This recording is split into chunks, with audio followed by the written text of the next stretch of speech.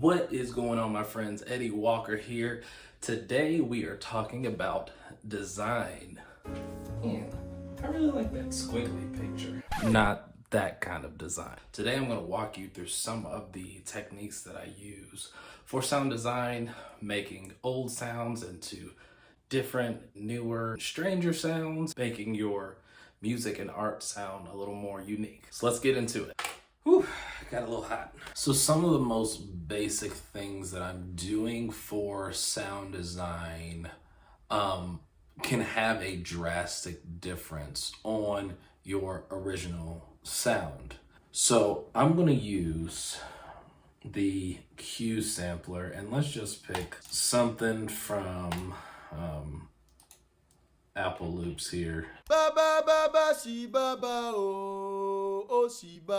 What are some things that we can do to change the sound of this and make it our own? One of the easiest things we could do is EQ it and change the character and the tonality of the sample. So let's mess with the EQ and see what different sounds we can get. So we don't really have a lot to work with, but let's just work with a simple high pass. Yes, that's what it's called. It's called a high pass. I can't stand that name. Anyway.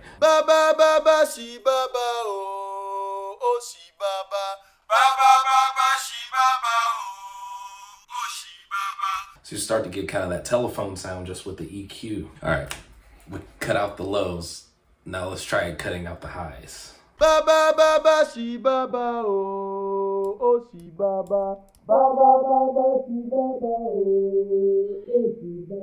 A lot of times in popular music, when you hear something kind of open up, or you hear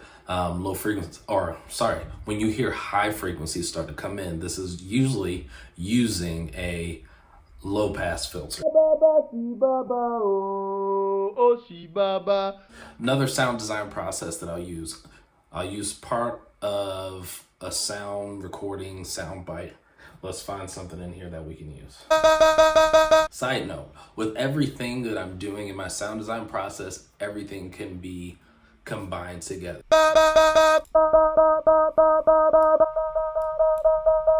Another trick for sound design is being able to speed up or slow down your soundbite or your recording. So even with your original sample, speeding it up and slowing it down, you can get a lot of different sonic material from just speeding things up or slowing things down.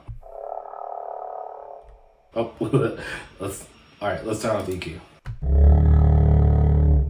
So that doesn't even sound like people singing, but now it kind of sounds like maybe a large brass or some kind of animal. The world of sound design, you can get really intense. So let's try that sped up.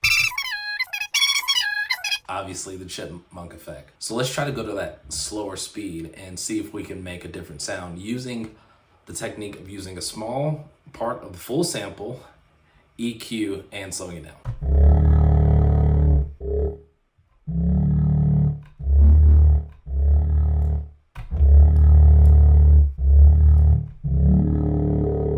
One cool feature about this quick sampler, and I'm pretty sure you can do this with most DAWs out there, is you can change it so that when you change the pitch, normally higher pitches will go faster, lower pitches will go slower, but you can change it to where the original speed is kept no matter where you are on the board. So if we just go to this little button right here, this will keep everything at the same speed, no matter what key I'm in. Another tool in your toolbox for altering sound is going to be your envelope. And you have two envelopes. And what the envelope does is shape your sound by determining your attack, your release, your hold, if that's available, your sustain, and your release. So this determines how much of the sample is coming out, how quickly it's going to be played when you hit your key or hit your drum pad.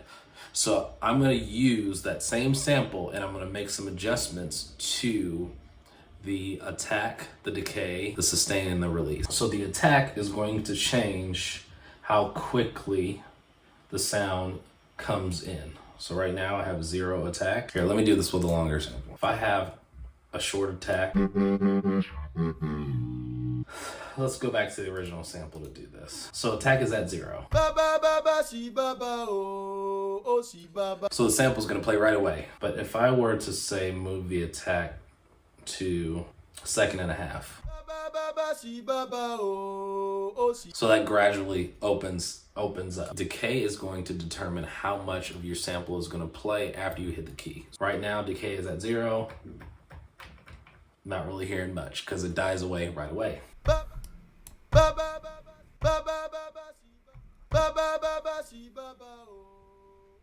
Your sustain is going to determine the volume after you reach your decay time. If you keep your sustain higher, then you'll hear your entire sample all the way through as long as you have this held down.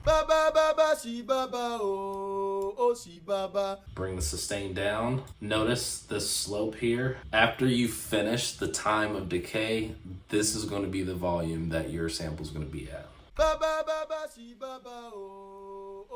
So you notice it starts high and then goes low, but you still hear it. The release has to do with when you release the key. When you release the key, this determines how much more of the sample is played after you release the key.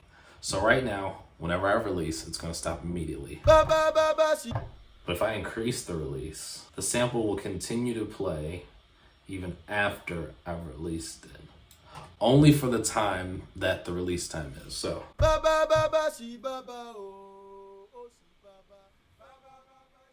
keep in mind, if you want any of this to last your entire sample, then you need to make sure that your release time, your sustain, all of those match the time in which you want the sample to last. So your other envelope is going to be on your filter. So you remember earlier how we were messing with the EQs? You can actually program that to a specific set of time based on the envelope that you put on. So the same principles of attack, decay, release, sustain, all of that can be added to your filter. So let's say we wanted this to start with no high frequency and open up to bring in more high frequencies.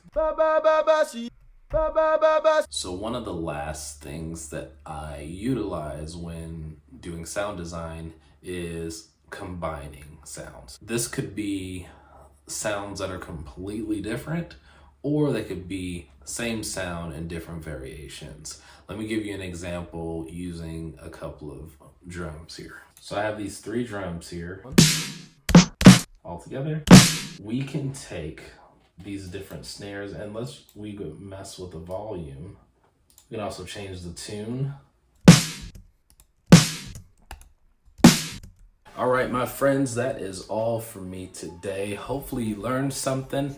Let me know in the comments if you want to learn any other techniques or anything about music production. I will be doing another video where I'm making music with random stuff. I actually got a few suggestions from a friend of mine and some of his students from Somerset, Pennsylvania. So I am going to be doing that next week, and we'll have some fun making some music with some random things in my house. Thank you so much for watching. Please make sure you like, subscribe, share, and as always, stay inspired, stay motivated, and keep on creating. We'll see you next week.